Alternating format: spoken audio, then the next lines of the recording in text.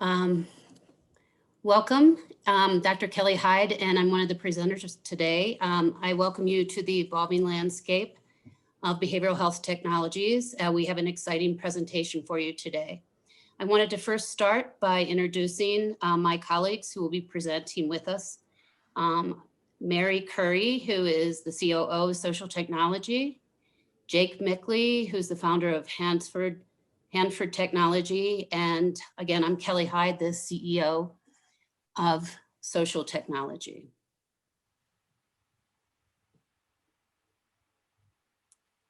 Just a little bit about our companies. Mary and I come from a behavioral health technology solutions company with a variety of products, some of which you'll be learning about today. And Jake's company also is in the technology space, focusing on Internet of Things, which you'll also be hearing more about. The intent of today is to familiarize you with a brief history of healthcare, behavioral health, and integrated health technologies.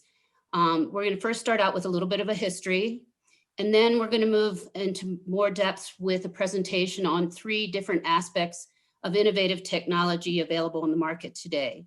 We're going to start with Internet of Things, which will be presented by Jake Mickley, followed by blockchain for healthcare, behavioral healthcare. Mary Curry will be presenting that, and I will follow up with artificial intelligence, machine learning, and deep learning for behavioral health. We will then close the session by identifying organizational big needs, technology solutions, and talking a little bit about how some of those solutions may be best met with some of the technology that was presented today. The end of the presentation will leave time for questions. So we'll go ahead and get started. We're first going to spend a little bit of time on the history, but I don't know about you, but I sometimes feel when I go to my healthcare provider, I am in an environment that looks much like this cartoon in front of you, where everything nowadays is automated. I remember when I remember the first time I was in a healthcare setting when they used an EHR in the room, and I just thought, I thought it was actually the rudest thing that could be done. But here we are about 20 years later, and it's become commonplace. So just a little review of the history of healthcare advancements in technology. It was interesting to find that in my home state of Maryland, what I found around health technology is that the first application was through the Baltimore Department of Health, using a tabulated system for recording medical statistics. And about 30 years later, health records were first used for recording of patients' medical information. So about 100 years ago. So that'll tell you from that point when they first started collecting data in a healthcare environment to 100 years later where we are now. In 28, an important advancement was made, and that was relative to starting to look at standardizing health information. How are we going to collect it, but also how are we going to standardize what we collect? There then was a gap in technology development, probably related to the Great Depression and the wartime. But then in the mid 40s to early 50s, IBM began developing technology in some of its offerings through prosthetics and things of that nature. So that's the first introduction we actually see outside of a computer and into the healthcare setting itself. I'd like to ask in the audience how many remember actually being in a class where you had to program with the cards on the right. I actually remember that. I'm going to date myself. But the advancement of the mainframe really then moved technology forward in the space, driving the need for more sophisticated health information.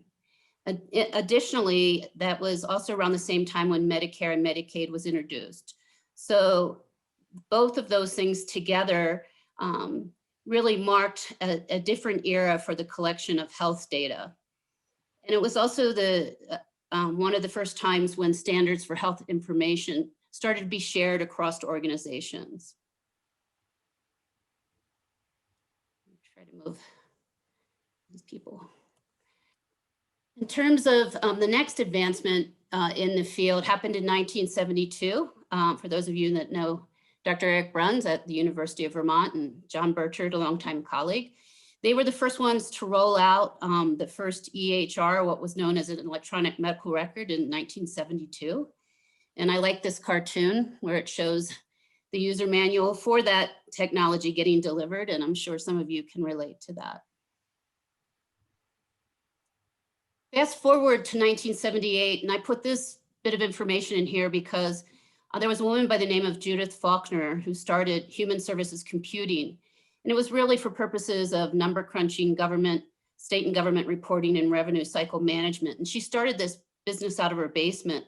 It was somewhat the inroads in behavioral health technology at the time, but it was really more in the realm of advancements in revenue cycle management. Over the span of time from 78 to 1990, the name changed to Epic, and many of you may know it. It's the largest electronic medical record company in the world, worth over $4 billion. So you too can start a technology company in your basement. But I just think with Judith, it was, her timing was perfect, and her electronic health record has made a major contribution in healthcare technology. Then we come to the late 80s and early 90s and the advent of the .com era, the emergence of World Wide Web. And what this really meant for technology is that systems were no longer reliant on hardware. It did take the field of behavioral health some time to catch up with that, but fairly quickly thereafter, the first web-based healthcare software application developed. So the .com and online and cloud-based methods really opened up the door for an entirely new type of technology, not reliant on large mainframe systems or expensive hardware in everyone's office. The next landmark that we're going to talk about happened in 2009, and this is also going to mark our first poll, and that was the passing of the HIPAA and High-Tech Act. And I'd like you now to access your polls, and we're going to answer a question. I'm seeing it now. So HIPAA and High-Tech Act include A, financially incentivized medical organizations to encourage adoption of electronic health records. B, financially incentivizing both medical and behavioral health organizations to encourage adoption of EHRs. C, financially incentivizing any organization related to health and human services to encourage adoption of the EHR. And D, it provided only guidance but no incentives in the adoption of the EHR. So why don't you go ahead and, with your polls, go ahead and answer.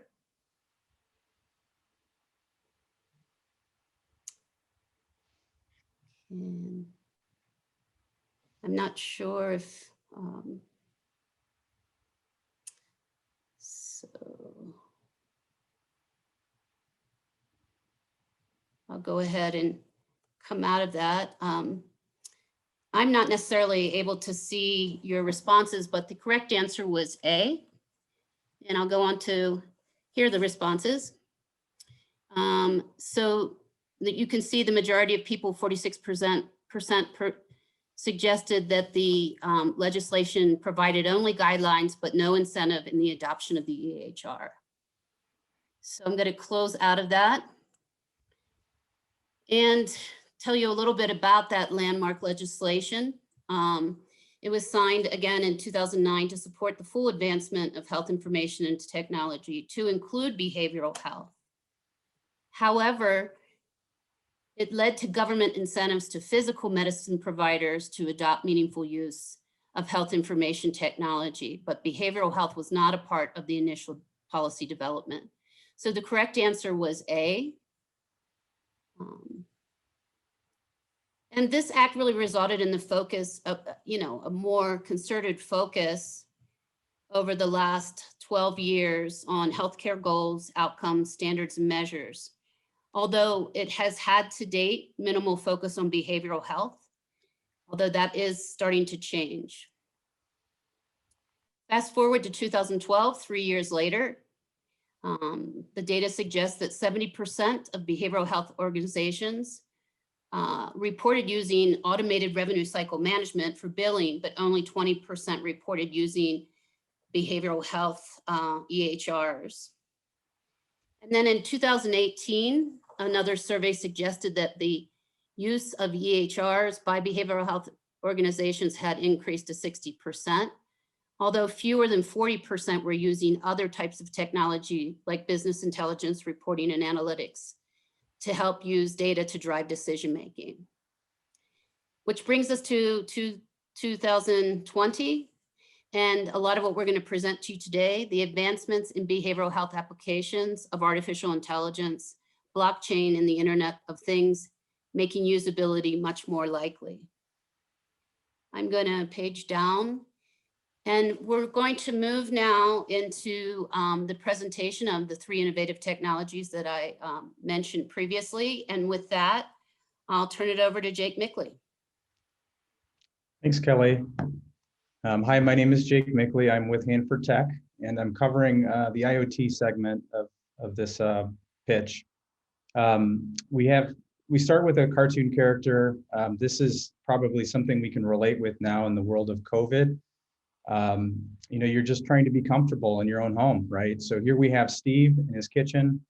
And as it turns out, he's not alone. He thought he was, but the devices all around him have been talking to one another, and they're going to withhold Facebook until he can put some pants on. So this has the humor element, but it's very much a good explanation of the world we live in. So what is IoT? If we move into kind of take a step back and look across several segments, I think it's interesting to see it's not just happening in healthcare. This Internet of Things, where devices are coming on at a very rapid rate, is affecting everything from retail to transportation, government, and ultimately healthcare, which is what we're going to talk about more today. I can start to the left with retail and wholesale and kind of give you a glimpse into what's going on. If you see one of the big trailers on the road, chances are it's watching the location, temperature, velocity, and a lot of the different factors because of little sensors that are placed on that trailer. And they do that in order to find out, is a frozen good falling out of criteria for safety concerns, things of that nature. So they're able to detect that and then notify somebody and ultimately reroute the delivery. As you move to the right, what we're looking at more today in terms of the healthcare and behavioral health world, at the top of the list, and this I should explain a little more, this is a 3-year study conducted where they looked at the most widely or popular adopted use cases in the industry.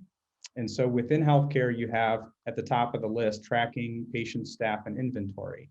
That's very relevant when we're talking about electronic health records. That's information contained about us. And we're starting to augment that viewpoint, paint a more vivid picture of what's going on in our lives.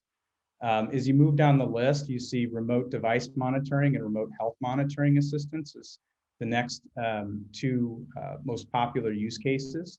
And in the telehealth world that we're living in right now, at a very rapid adoption, you can see why that makes sense. The ability, the convenience to stay at home, get some form of treatment, and essentially get a glimpse into that human that's on the other end is powered in part by the IoT, the Internet of Things. So we'll go to the next slide, please.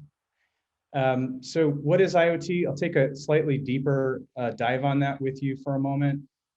It's this notion that everything is connected. So the most popular aspect is the phone, which you can't see because of the green screen. But that alone has over 14 sensors on it. We tend to think more about, okay, what's the location? Where am I at this current point in time? But it has a lot more than that. It can determine, are you near something? there's a little sensor on here as you bring the phone to the ear that prevents it from, turns the screen off so that you don't face dial somebody.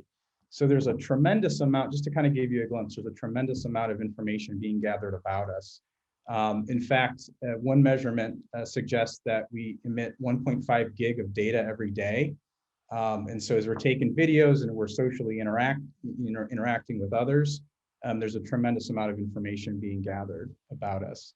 More recently, you see the smartwatch movement take effect. That's been the most recent advancement, I believe. So you're able to get EKG, oxygen levels. Of course, heart rates become more and more common. The smart home, as Steve had witnessed, the scale, the sleep monitoring, all that is starting to surround and sort of provide us a deeper picture of what's going on.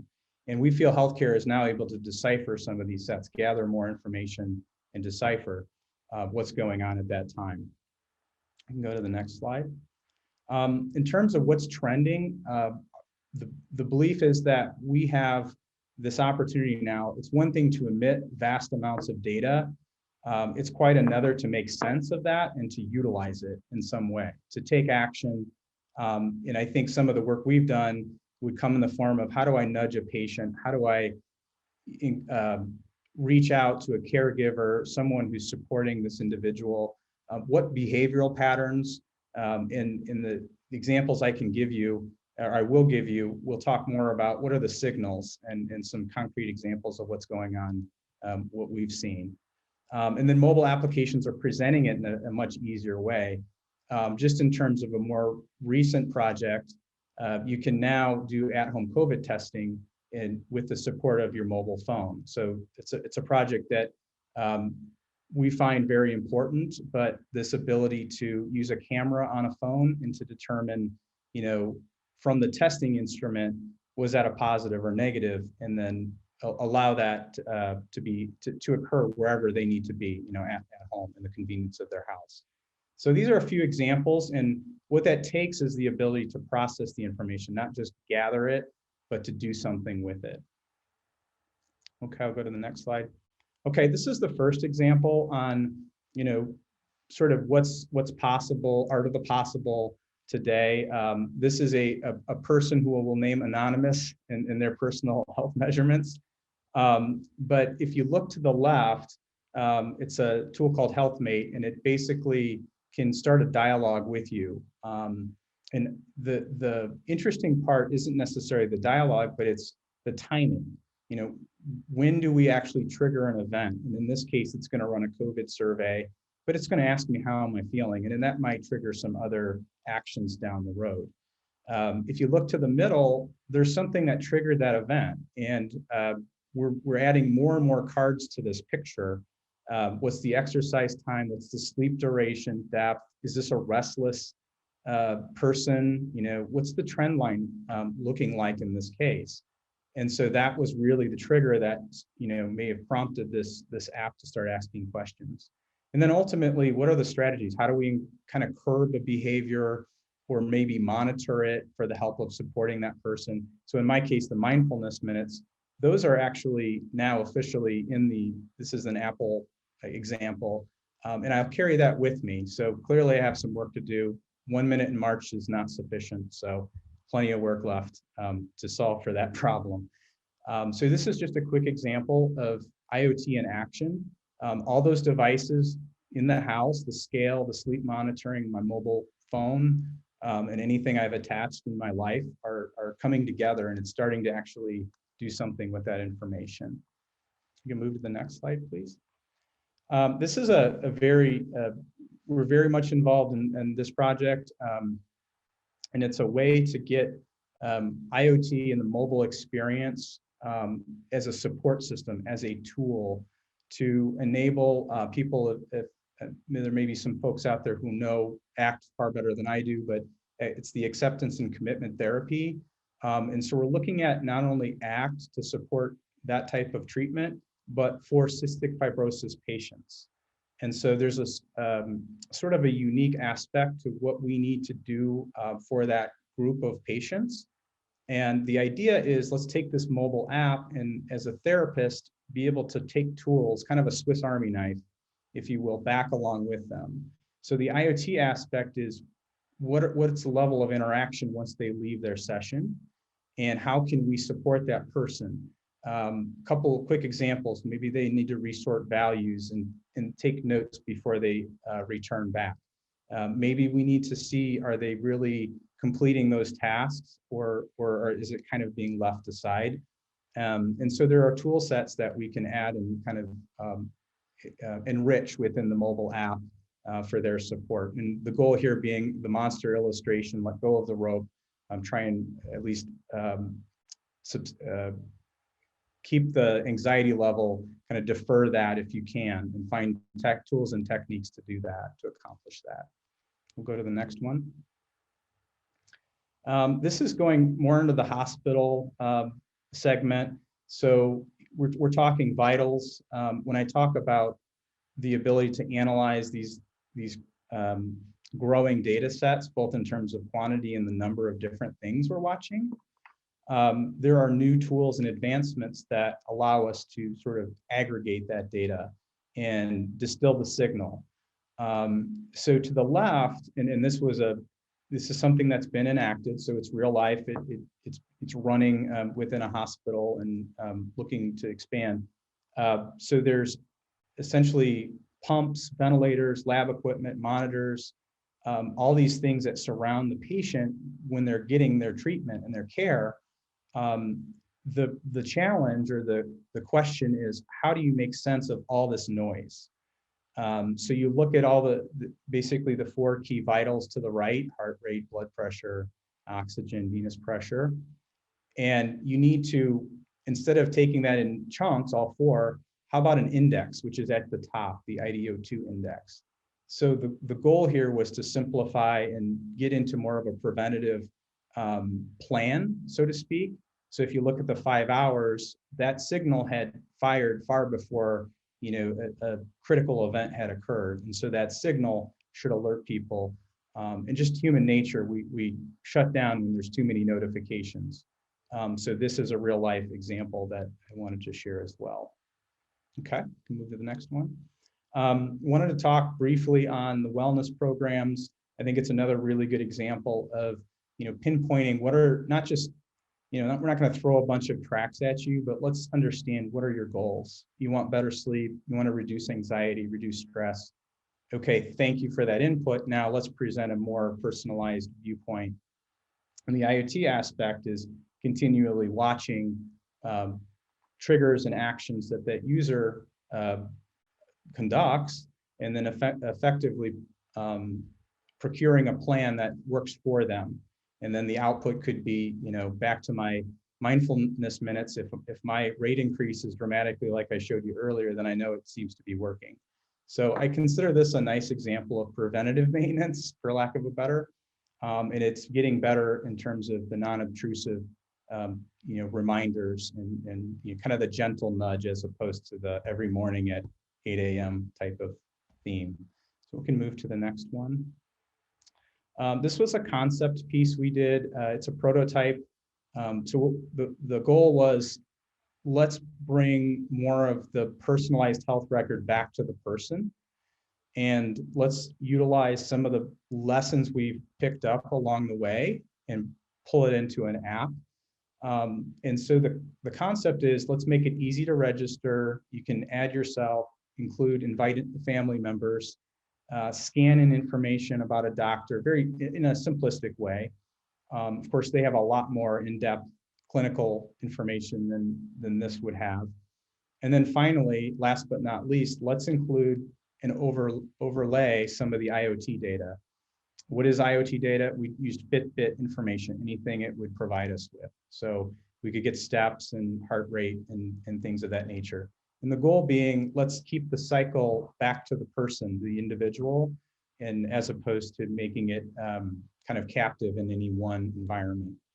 So this is kind of a demo that I think helps illustrate an aspirational position down the line, where we'll be in more possession of our own health records or our health information. And last but not least, this was an example of where I think is very much in the behavioral health realm, where they've proven. Adoption can be increased.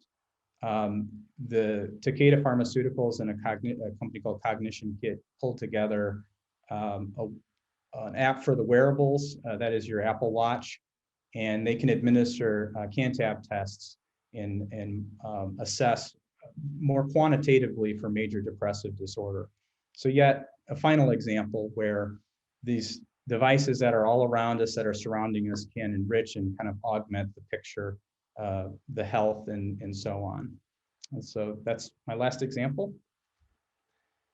Back to you, Kelly.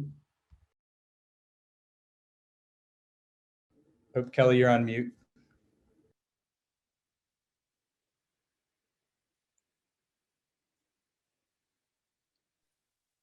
Sorry about that. Now we'll go with Mary Curry and her presentation on blockchain technologies.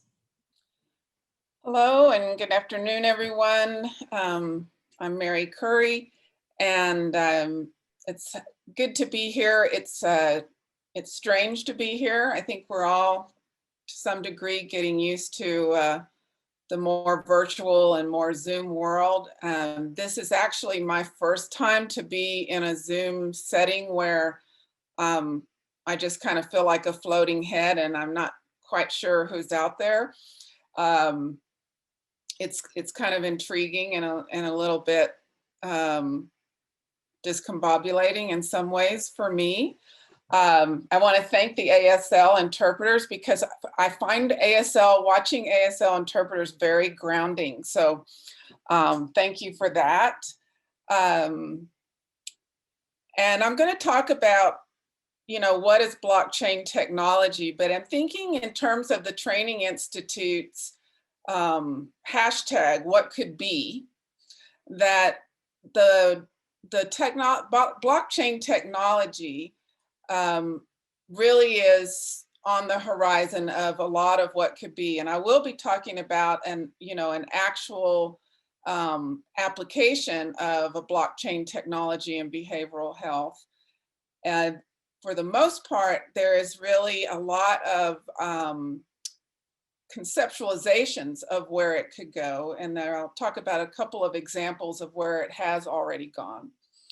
So, blockchain technology is a platform technology that it's a distributed tamper-proof database that's shared and maintained by multiple parties. And it's, in terms of behavioral health care and healthcare, it has a lot of PHI and HIPAA approved permissions that are just sort of naturally a part of it because of the high security, tamper-proof nature of it. And if you see diagrams of it, each block is connected in a chronological order, and then the blocks that are all connected are called a blockchain. So with the cartoon, it just kind of shows the way, everyone's kind of wrapping their mind around it. It's talked about quite a bit as kind of a quiet revolution in technology right now. So it's exciting to think about where it could go. It operates the same as cryptocurrencies and Bitcoin. Everyone has heard of that. And I think an interesting fact about Bitcoin is in February of 2020, it actually became recognized by the United States, and it's taxed. Okay, sorry. Blockchain in healthcare, this is a poll. So I'll just read these. A, operates the same as cryptocurrencies. B, is one of the most HIPAA secure ways to interact with encrypted data between more than one group and or organization. C, activity in healthcare records is not traceable, meaning anything add to the record will never be traceable by another party. And D is a public chain of healthcare actions and interactions that are like Bitcoin, public domain, and therefore always subject to security breaches and piracy. And E is something that sounds too complicated to ever be helpful. Just do your best.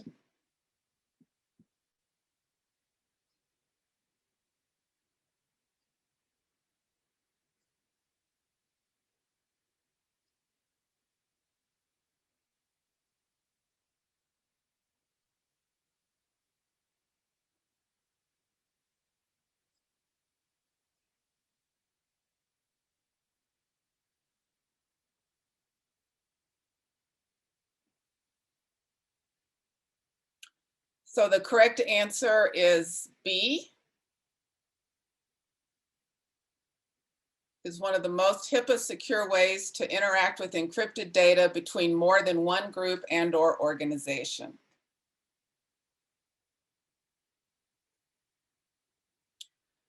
In this slide, if you'll pay, just sort of hone in on the part with the arrow, you see it says consortium blockchain.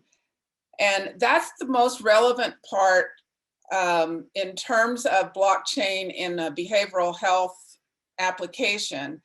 A consortium is people. So it means that with all of the people who would be participating in a blockchain, like a system of care, we'll talk about a large system, state system that's in county areas, would come together and decide what they were going to agree on in terms of the kind of data that could be accessed and shared and why. It's almost impossible to tamper with. I mean, anything, you know, it's possible to tamper with, but it's highly, highly secure. And anyone participating in it needs to have permission. Next. This slide shows how it works. This is showing it in the example of cryptocurrency. I'll talk a bit here in a moment about an example of how it works in an actual blockchain, in an actual behavioral health application. Next. So blockchain applications in healthcare, each record contains a timestamp and a secure link to the previous record that relates back to the tamper-proof. They can only be added to the database, never removed. So it's a constant ledger and cannot be tampered with. With each new record cryptographically linked to all previous records in time, so it has that chronology to it. And new records can only be added based on synchronous agreement or distributed consensus that goes back to the consortium guidelines that are decided upon by all parties that are maintaining the database. Next. So the big opportunity is more consortiums and fewer silos. So this is the date of this quote, which is from Humana's, a CEO at Humana, is that when we talk about healthcare today, we talk about silos. And I think this is something that we can really relate to in the behavioral health world. The silos of data and the barrier for exchanging information. Blockchain offers that extra security around HIPAA and PHI that can really build more confidence between systems of care to exchange information that can really improve overall coordination of care. And the hope is, so he's saying the hope, or she, I actually don't know if it's a she or a he, the hope is that blockchain allows us to connect those silos and enable new capabilities so that access to information no longer is where we compete, but where we compete much more on the value-added service and the trust and transparency of the companies that are providing those things. I emphasize the trust and transparency in this slide because I believe in terms of the use and the ways that blockchain can really help improve care and improve the coordination of care and ultimately outcomes is also in the way through the consortium process that greater trust and transparency can really be developed. Next. So this is a slide that really reflects the decentralized nature of the technology so that different in terms of a system of care or a statewide system, you could have various behavioral health organizations, county organizations could all be integrated to being able to exchange the information they decide and agree ahead of time, all within this one technology. So in this way, the blockchain can lead to, faster diagnosis and personalized care plans. Next. So blockchain applications for behavioral health. What I want to talk about briefly and give an overview of is the company that I work with, Fidelity EHR. We conceptualized and created in partnership with one of our partners to create a blockchain application for the mobile crisis. It's actually not mobile crisis, it's mobile response and stabilization services. So this would allow for a mobile crisis worker to actually respond in real time by having this crypto key to be able to go on to the blockchain platform, which also can be thought of as a middleware because it goes between the mobile crisis worker and a database. And in this case, it's the Fidelity EHR database. And they would be able to go onto the blockchain. They'd have to have, they go through some authentication to be able to do that. And they would be able to search through the entire state for that youth's name and other information. And if that youth is in care and has a record, then they would be able to access their crisis plan. And this would all happen very quickly in real time. And they would have information that they needed. If that was a youth that was not known to services, they would have the ability to create a record, and the youth would be held in the care, and every node, each organization that would be either that would be serving or be referred to serve that youth would receive a notification that there's that a new client record has been created. So it has a phenomenal,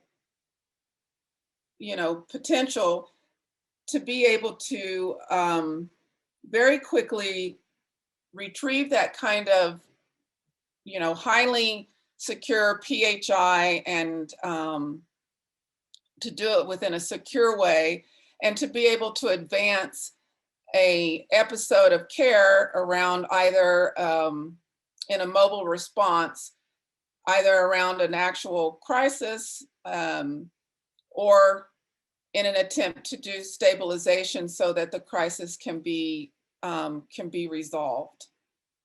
Next. So again, I can't say enough about how important the aspect of consortium is to blockchain, because it's a system that is semi-private and has a controlled user group, but works across organizations. So I think it really creates a concept for coming together and sharing information specifically to extend the continuum of care for care coordination, which we all know that the more care coordination there is, the greater the outcome is in terms of who is being served. So blockchain platforms are setting themselves up as a backbone for these cross-company and cross-discipline solutions. Next. Okay, thank you, Mary. All right, thank you. We're moving on now to our last technology that we're going to introduce today, artificial intelligence.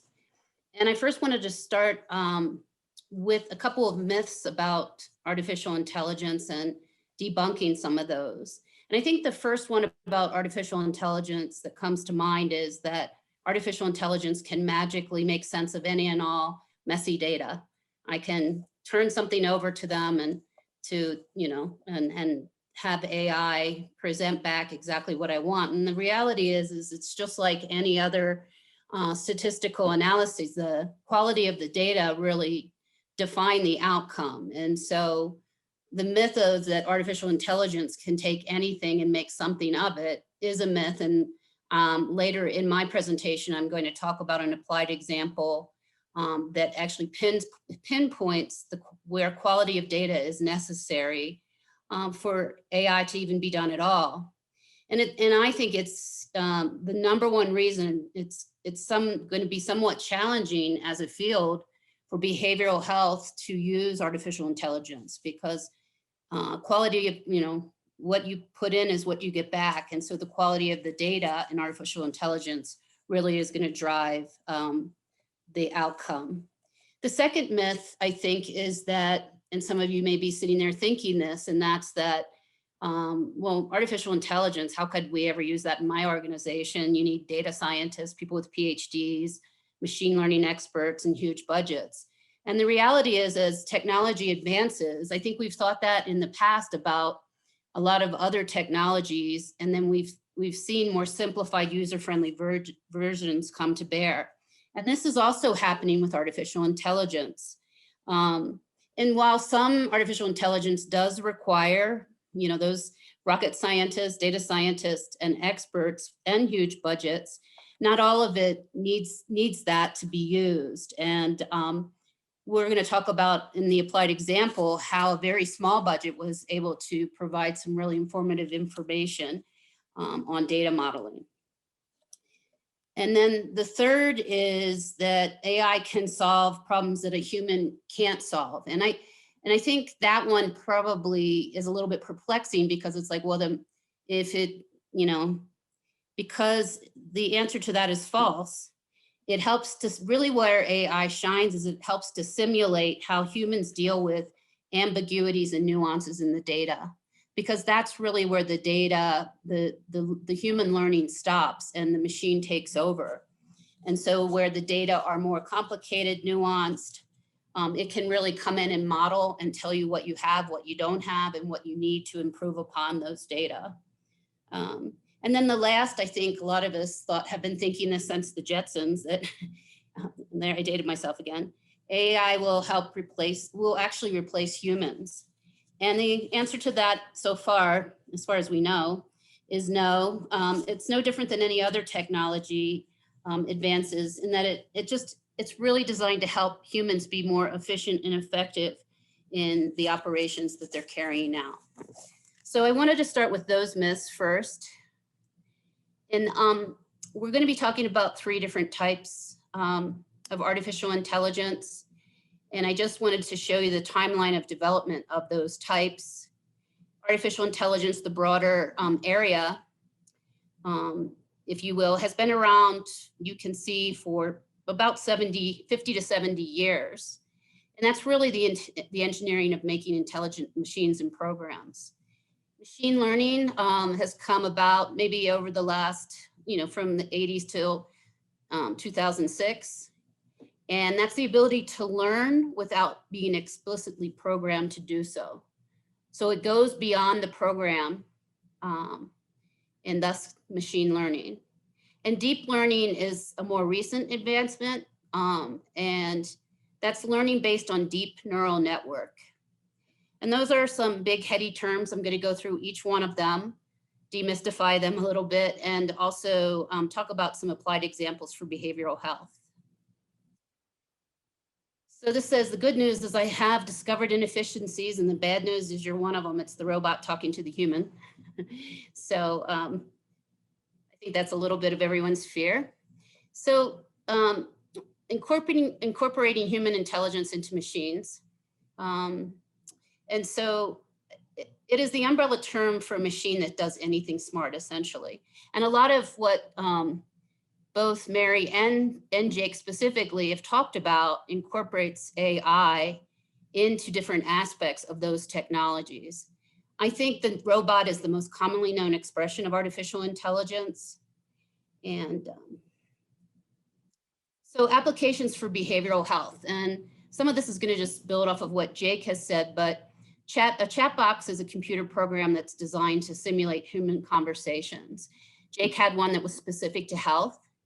And 2 that I'm familiar with, and one that I've actually used myself because I was very curious about its application, are 2 chat box, one called Wobot and one called Wysa. And Wobot is, we're going to watch a little video here in a second. Believe it was designed by some Stanford scientists.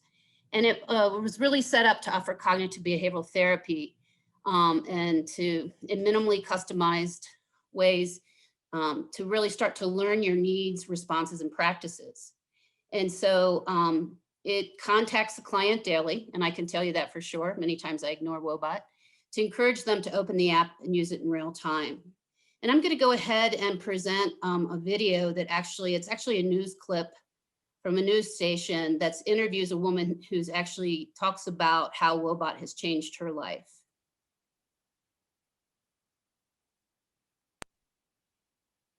Time you feel anxious, down, or maybe just need to talk, a Stanford researcher hopes that you'll reach for your phone. ABC 7 News anchor Natasha Zuves has the story of how a Bay Area app is now reaching people all over the world. I had this grandiose vision of like my freshman year. We've all heard the saying, college is supposed to be the best 4 years of your life. For Shishi Fang, though, freshman year was a quick lesson in how you can feel completely alone in a sea of 41,000 students. You're constantly surrounded by friends, and they're like, you have like thought-provoking conversations, and then you're doing well like mentally and physically, and not gaining the freshman 15. But then I realized, oh, it's not like that. She found making friends was harder than it looks. Very confused and also like kind of lost. She says she fell into a deep depression. I don't know, like I'm just a failure. One day, scrolling through social media, she saw information about Wobot, an artificially intelligent chatbot. She decided to give the free app a try. I just really needed someone to talk to that was like on demand and replies in an instant. And that's exactly what Wobot provides. The little yellow robot is part cheerleader, part friend, and well-versed in cognitive behavioral therapy. As you type into it, it creates an emotional model of you over time, helping to change your thinking. The Stanford researcher who created it said she developed it after confronting the same problem over and over again. No matter how beautiful these therapies were that we were developing, it didn't really matter if nobody can access them. Dr. Allison Darcy, the CEO and founder of Wobot Labs, says she just wanted to improve access. About 2/3 of people who have mental health problems will actually not see a clinician. She was floored by the results. In his first day of being launched, Wobot had had conversations with more people than any clinician could see in a lifetime. Dr. Darcy says Wobot is now far from home, active in Africa, the Middle East, and South Asia. In fact, he now receives 2 million conversations a week. And the data shows he gets results. A recent randomized Stanford study revealed people who use him had significant decreases in the symptoms of depression in 2 weeks and were likely to return to chat with him every day. Dr. Darcy is clear he's not meant to replace in-person treatment. Of course, Wobot is no actual therapist, but he does a pretty good job of being a good coach, a guide, and a friend, right, when you actually need something and there's no one around. Shishi says it's worked for her. For instance, I would say like, oh, I'm failing everything. Wobot would ask you to rewrite your thought. I would say like, I am only failing a little bit and falling behind on my psychology class, but otherwise I've joined a soccer team and we won the latest game. And yeah. Yeah. He's found a group of friends. They're just as nerdy as I am. But still has the virtual friend who never gets too busy to check on her every day. Although I would like usually press the snooze button on Wobot, I feel bad sometimes. Fortunately, this robot doesn't mind one bit. Natasha Zuves, ABC 7 News. Okay. All right, screen share back there. I'll take us back to where we were. Here. Okay. So one of the things I did see a little bit of the chats, and one of the things, unfortunately, we're not going to have time to get into today is the ethics that surround a lot of the artificial intelligence applications, and when is the best time. And I did see some comments about it creating social isolation, and those are all good food for thought. What we'll be doing today is just really more laying out opportunities. WISA is a similar program, so we really won't touch on that too much. Very similar to Wobot. We're moving on now to a third poll. And we'll go ahead and wait till the poll gets up. And this one's really about machine learning. Machine learning is a subtype of artificial intelligence. And the question is, machine learning is the practice of using algorithms to parse data, learn from it, and then make a determination or prediction about something in the world. 2, the engineering of making intelligent machines and programs. 3, teaching your coffee pot how to pour you a cup of coffee. 4, artificial intelligence is machine learning. 5, I have no idea. So go ahead and answer that.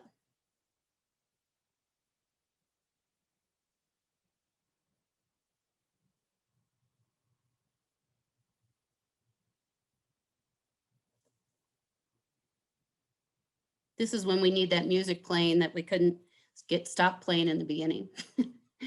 So.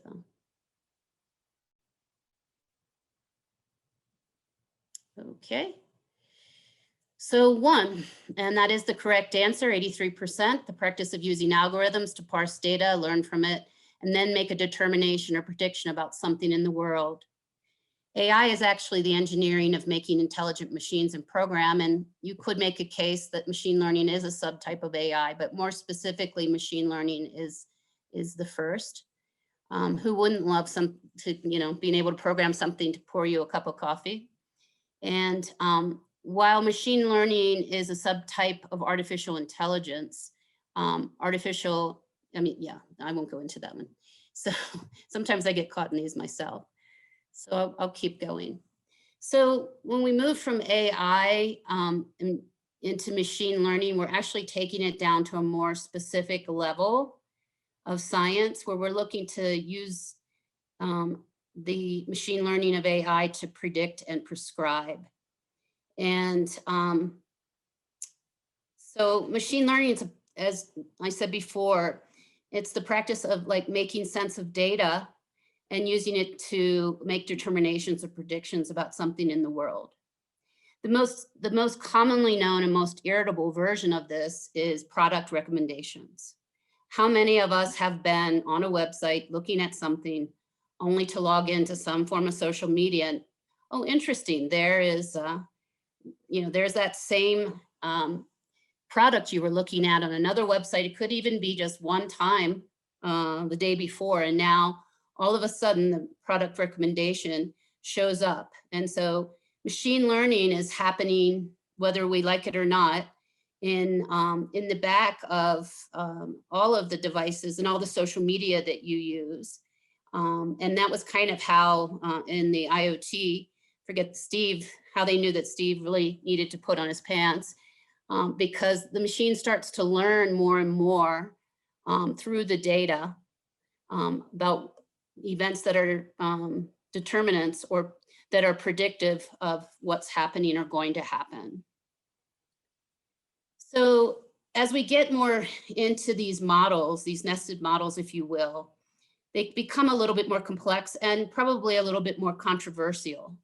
So what really is, for those of you that are statisticians and stat wonks, I think of this in terms of logistic and multiple regression, but on a much higher level scale.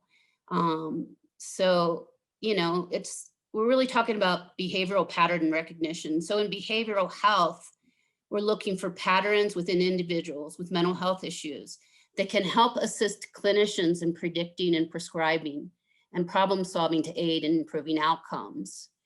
And so that's a lot of words for what do we know about individuals based on their set of data that helps predict what might be most helpful.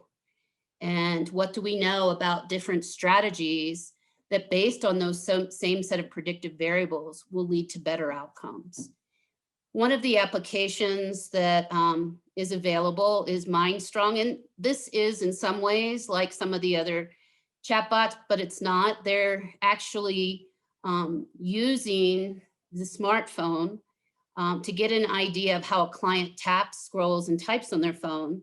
Even though they claim they never see any of what's going on, they have the phone monitored for these different forms of interaction. And their belief is that how one passively uses their smartphone, which is pretty scary, typing, swiping, and scrolling, is a new way to measure things like stress, mental health symptoms, and well-being. Of course, you know, from a methodological standpoint, it's going to only be applicable to those that use these types of media, if you will. And for example, they believe if someone is typing more slowly, even by a millisecond, it might mean that there's some type of a behavioral change. A user can track behavioral health measurements in the app, and they can be shared with the user's clinical team so they can provide more personalized mental health care. I'm not overly familiar with MindStrong, and through putting together this presentation, found out about the study that's going on. It will be interesting to see. I think when I saw this, I thought, you know, how does this cross-validate with other instruments in the field? And I think that this is the question that needs to be posed of artificial intelligence, and more specifically machine learning, is how do we take the old science of measurement and all the methodologies that we know to be valid and reliable and apply them to, in this case, machine learning technology. So applications for behavioral health. And I'm actually going to talk about a real example. And that's here. So this is still the miss.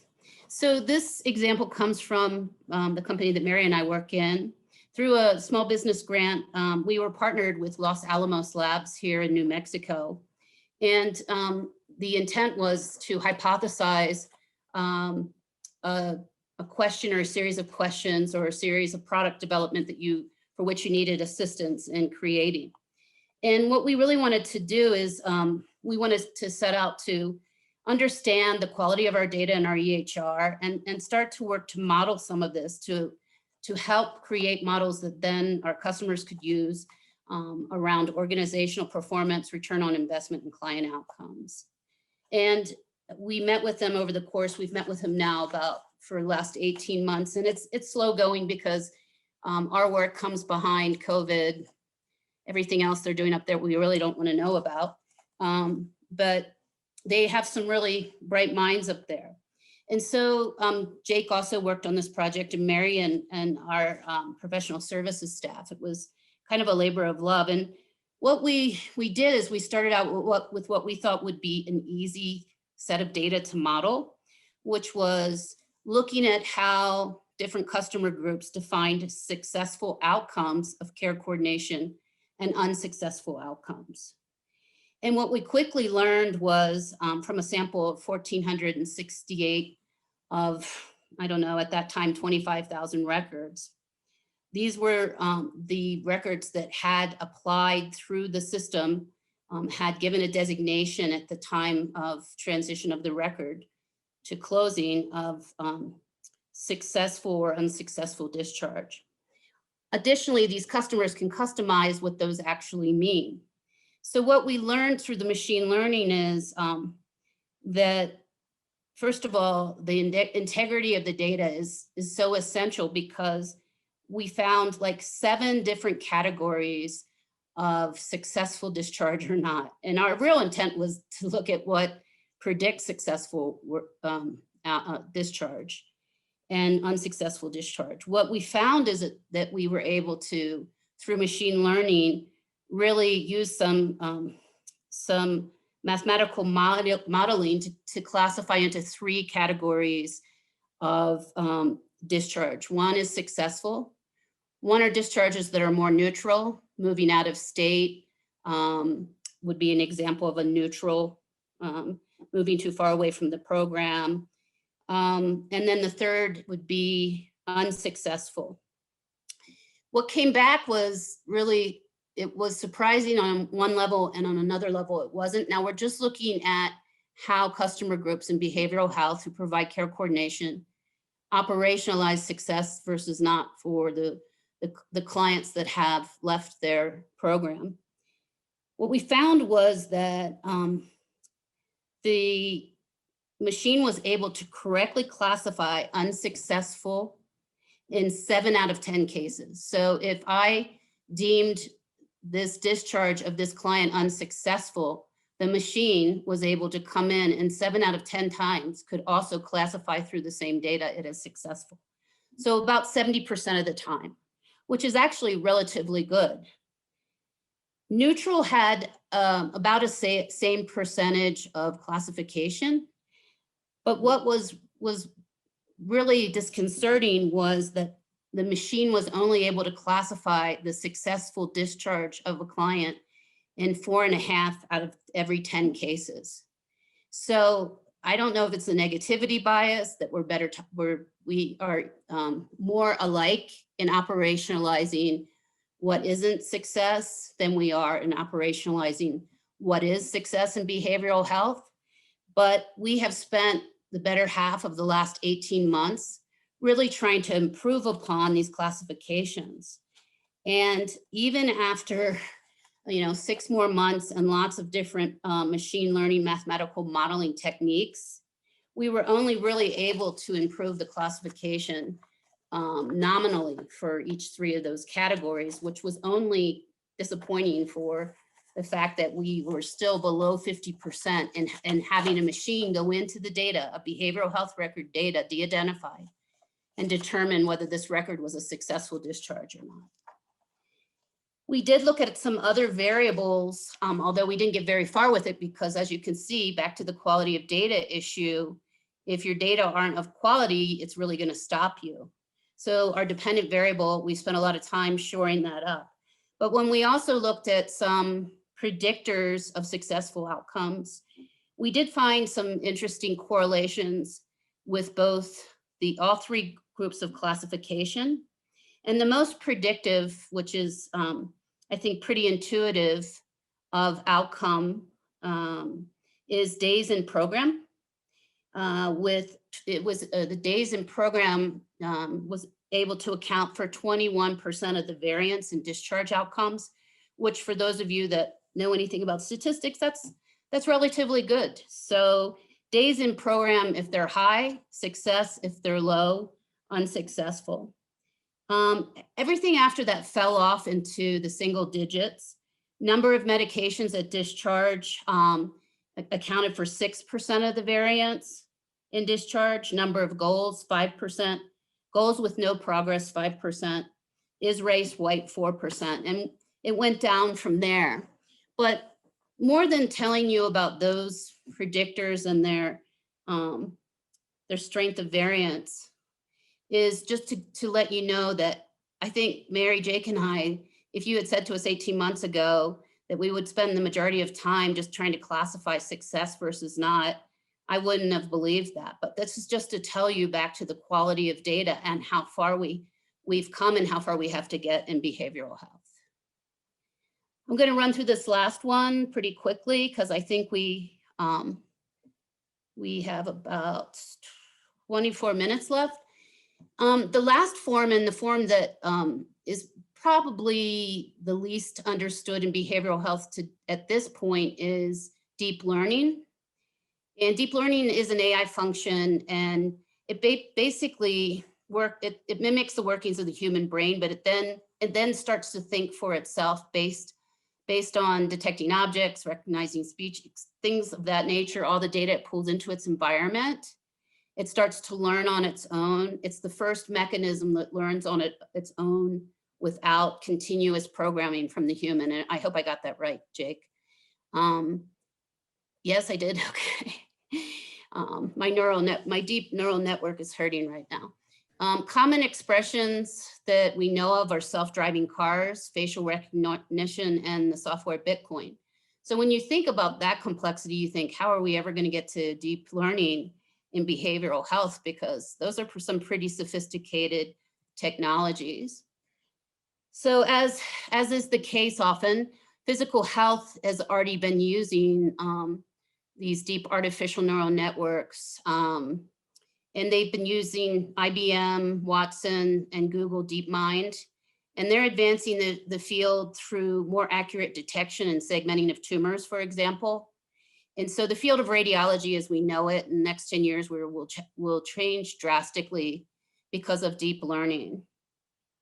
In behavioral health, it's still speculative how we can take deep learning and really apply it to behavioral health. And although I think there is hope that it can start to help with the reliability of diagnostic decisions, again, predicting risks and disease trajectories, and helping to better facilitate early and preemptive interventions. And again, I think a lot of this starts to become suspect around how that will happen. But I think that as this is a new area of technology, I think it will unfold in the years to come. So I'm going to take a sip of water. We're going to move now into kind of the ending of our presentation around bringing it down to your organizations and using the language of care coordination, identifying big needs, and what technology solutions could help solve for those big needs. And really, actually, that was the method that we used, as Mary talked about, with the organization that we helped create the blockchain around mobile response. So another poll, what percent of organization, and this is technology adoption, what percent of organizations in general, not just in healthcare, adopt innovation 7 or more years after it's released? So what percent of organizations adopt innovative technology 7 years or more after it's released?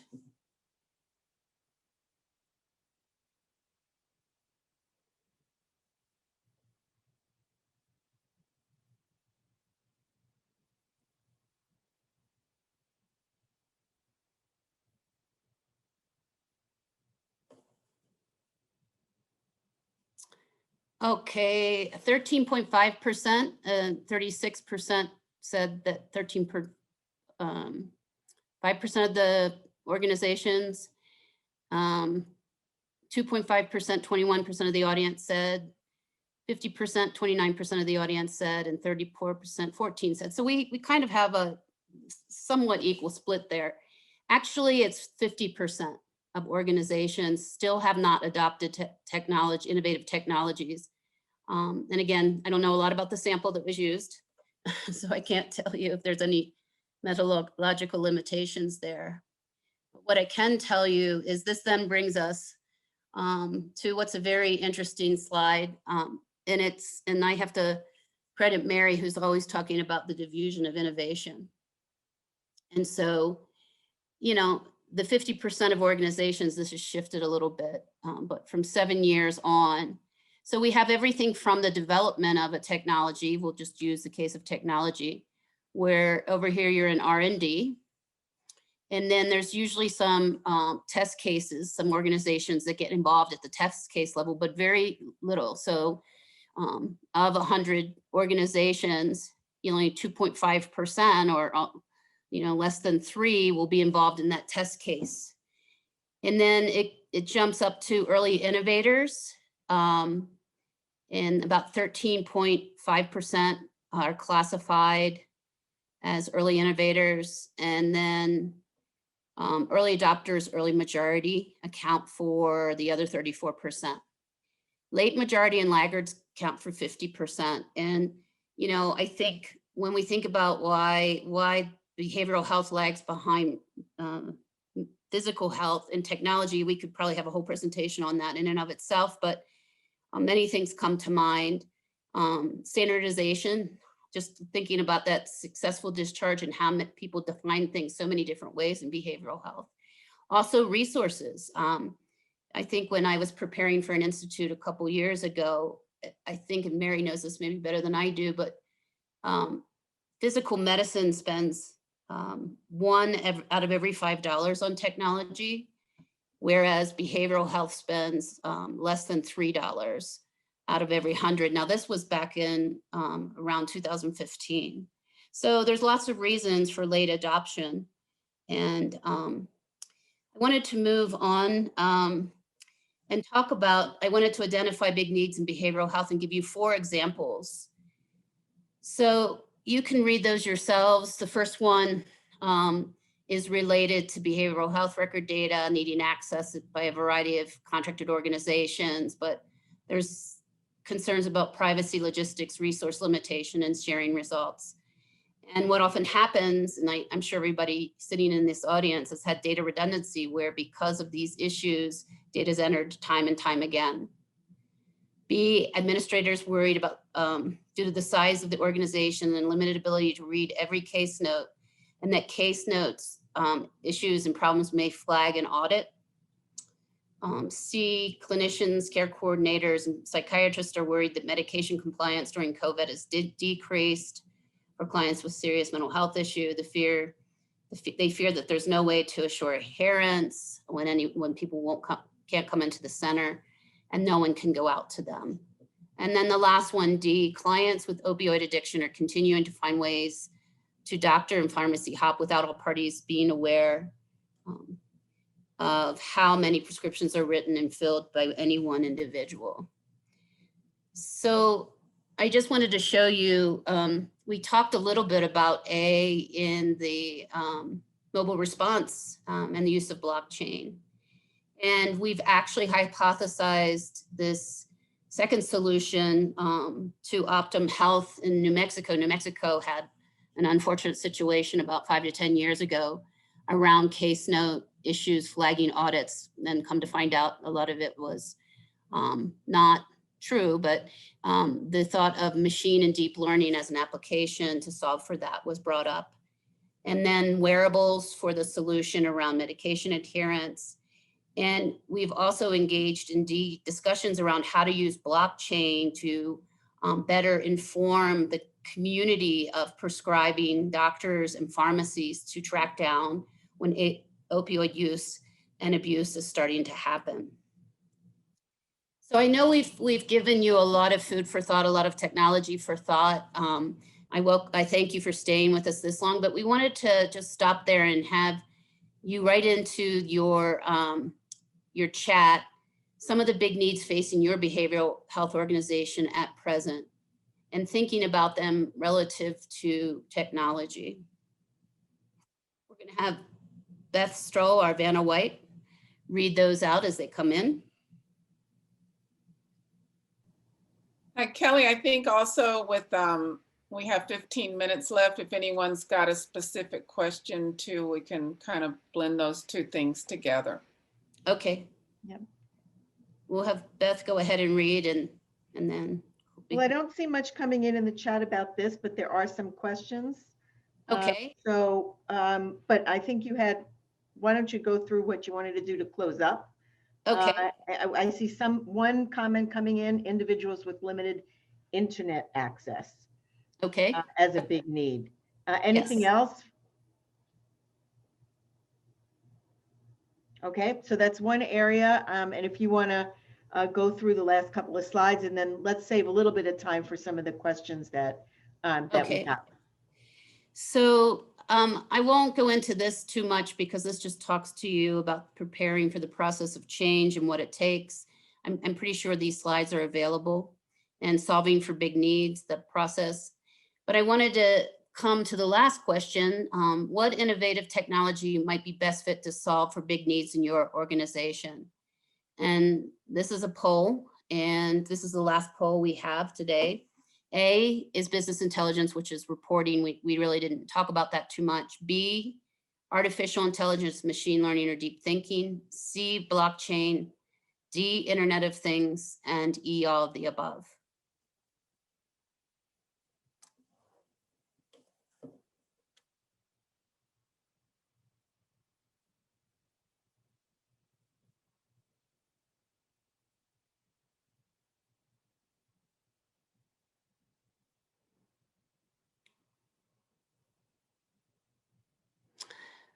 I thought if I put that all of the above, that's what would happen. I think you're right. I think every one of these technologies has the potential to solve for big needs in behavioral health. 15% felt artificial intelligence, and 15% felt blockchain could also assist. So thank you for participating in the many polls today.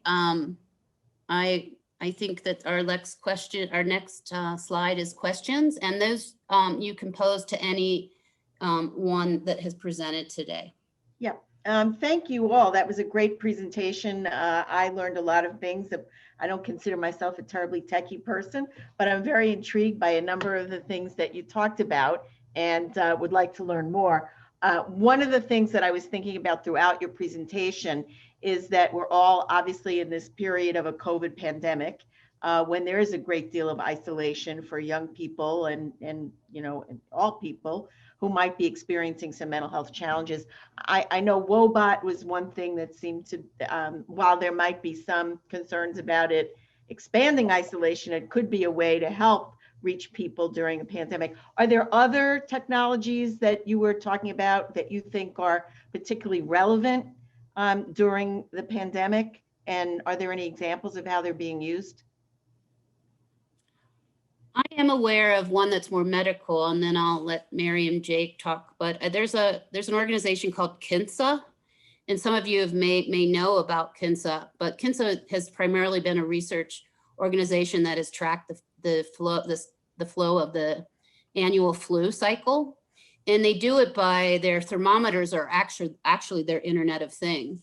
They sign up to allow their temperature.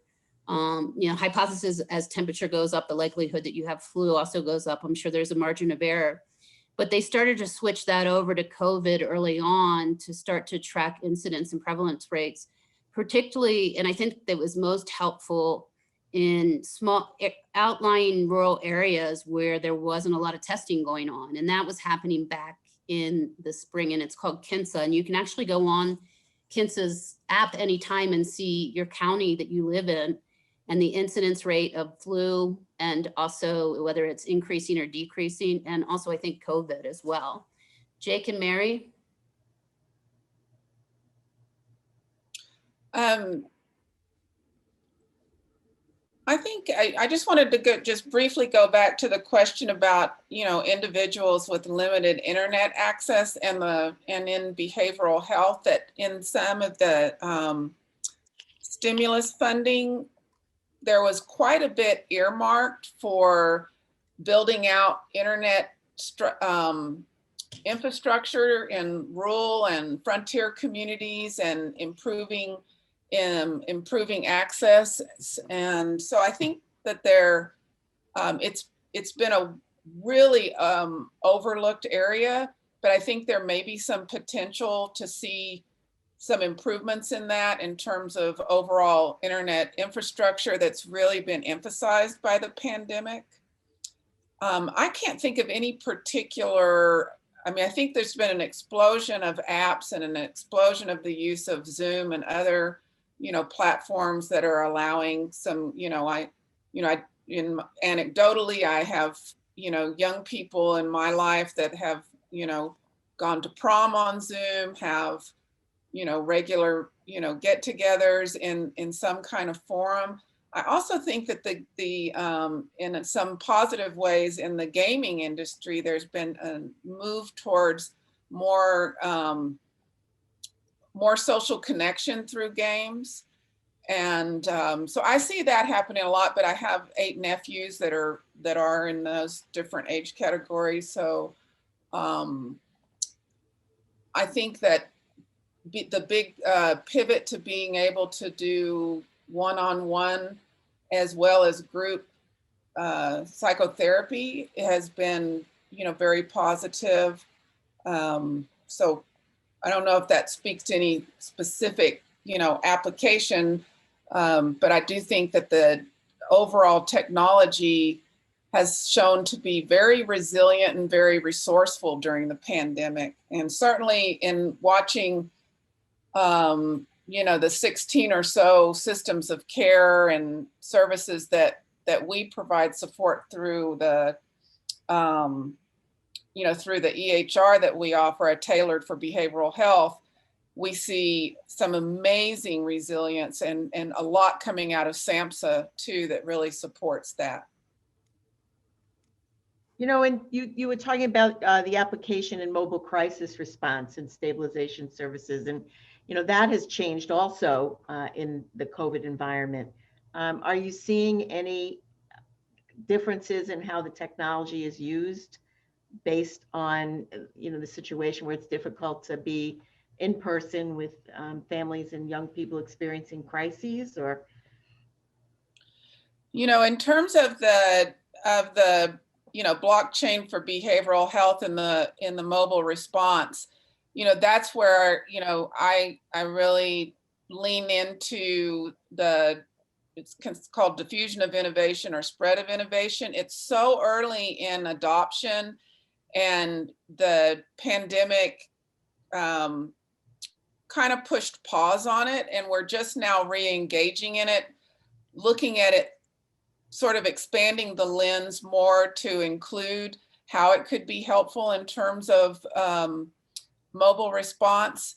So I think it has great potential, and in that spread of innovation, there's a real momentum that happens in terms of championing and bringing together the consortium and working through areas of mistrust. And so I hope that the pandemic creates a real opportunity to sort of re-engage in the rolling out and really beginning to collect data on what you're asking about. But it certainly, with our partner, we did reconceptualize the idea of how it could be used because of what's happening with the pandemic. Thank you, Mary. And the tsunami of, behavioral health crisis, along with all the other things that are going on. Yeah. Thank you so much, Mary. And I see that my friend Ming Wang had the exact same question that I did, which is, we're also dealing right now with a situation where there are tremendous disparities, and we're focusing much more on race equity and health equity. How can some of the technologies help to address the issues of equity and disparity in healthcare and mental health care? Any thoughts on that? I think that in some ways, I think of the machine learning that we're doing. At the time we started this, I think we had 25,000 health records, and probably now we have double that. But I think as we really start to hone in within health and behavioral health data on where those disparities present, where they're sustained, where there's opportunity to address where they're not addressed, I think that's where machine learning really shines.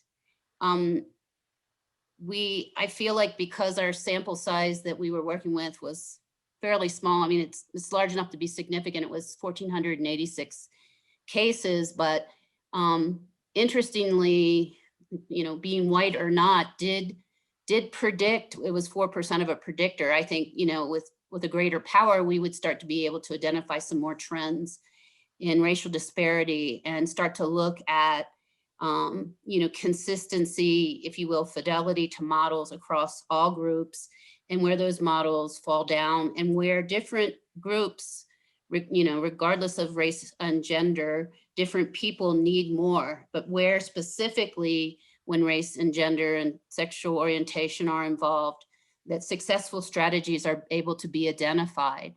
And one of the things I say is that, once we have quality data in behavioral health, I was watching 60 Minutes this weekend, and they were talking about genetic data and why 23andMe has been able to be so successful in finding health trends. And I think if we were able to have 100,000 records and really be able to mine those data for models specifically, we could mine them for disparity trends. Right now, our data are too inconsistent in behavioral health to always know. But what comes to mind for me is that is a way that I think machine learning can be really effective. Great. Thank you, Kelly. I just want to first thank you, Ming, for it's a very important question that you're posing. And, one of the ways that we interpreted this first cut of the work that we're doing with the Center for Innovation at Los Alamos with their computer scientists did show that youth of color had poor outcomes. And I think that using that data, we sent out some data points on it, using it at a legislative level to show that, we could show that the same quality of care was happening across all of the records in terms of the adherence to providing, some kind of high fidelity care coordination model like wraparound. And that, if the communities are underfunded, and if there's health disparities, barriers to access to care, all of those known issues, then I think there's a lot of power in using that data at a legislative level to say that, you can provide good care, but if you don't have good access to health care, if you don't have, equity in funding for schools and all of those things that we're all aware of, if you don't address the foster care to prison pipelines, if you don't look at all of those issues, then to narrow it down and be that myopic about the data and the care being provided is really just too short-sighted. And I think it's a message that just has to be repeated and repeated and repeated. I'm on a soapbox. I'll stop talking now. Okay. Well, I want to thank all of you for your outstanding presentations. As I said before, I think they have a lot of food for thought, especially for those of us who aren't that familiar with some of the latest technologies that are being used in behavioral health. We also very much appreciate all of you for joining us today, and would be great if you could take just a couple of moments to complete the evaluation for this workshop. The link to that is in the chat box, and we take your feedback very seriously, and it will help us shape the upcoming workshops in the series. So we'd appreciate your doing that. And a quick reminder for you to register for future workshops. There's also a link in the chat box to our ideas at the Institute to register for future sessions. So again, thanks to all of you for joining us today. We look forward to seeing you on the first Thursday of every month for Training Institutes Live. Thank Have you. a nice afternoon. Bye, everybody. Thanks all.